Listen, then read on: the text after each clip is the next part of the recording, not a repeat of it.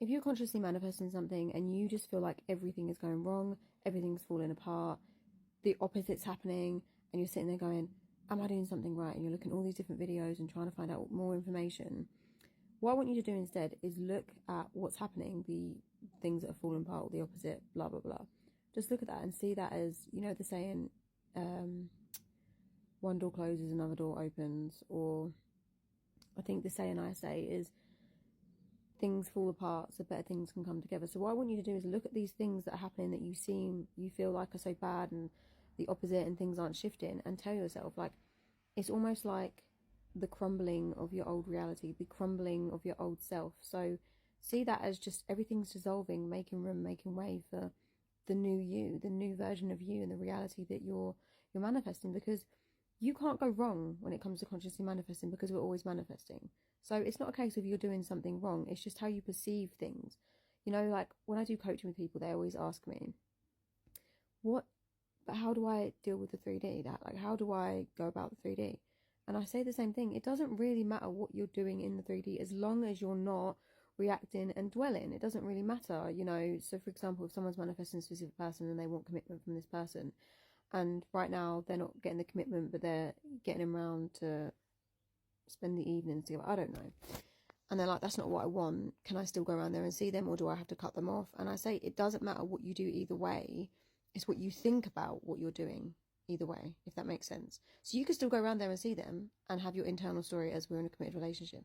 You could say, I don't really want to come around and see you anymore because it's not what I want, but your internal story is, we're in a committed relationship. As long as your internal story remains the same, it doesn't really matter what you're doing in the 3D, except for not reacting. We're not flipping out going, oh my god, you're a piece of shit, blah blah blah blah. We're not doing that, because that's coming from a version of you that's triggered and reacting to them, if that makes sense. So that's just like one example. You can apply that to anything you're manifesting. It doesn't even have to be a specific person.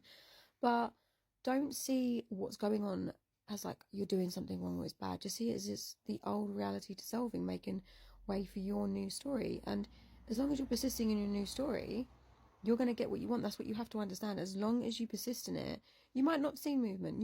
Some people manifest things and they don't see a speck of movement.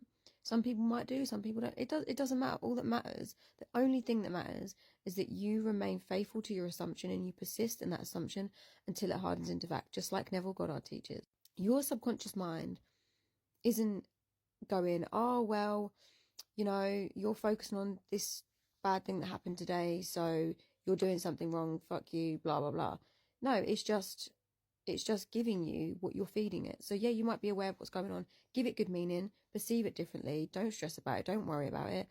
And then remember to feed your subconscious the story of what you want. Your subconscious is like, I said this before, like a little robot. Whatever you feed it is going out and bring about physical evidence to match that, you know?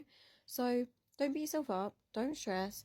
Everything is working out for you, even if you've had really unfavourable circumstances. And I know, because I said that really funny, I've been there. Literally when I do coaching with people, a lot of the stuff that you guys have been through, I have been there. I've been there with all sorts of things, all sorts of circumstances.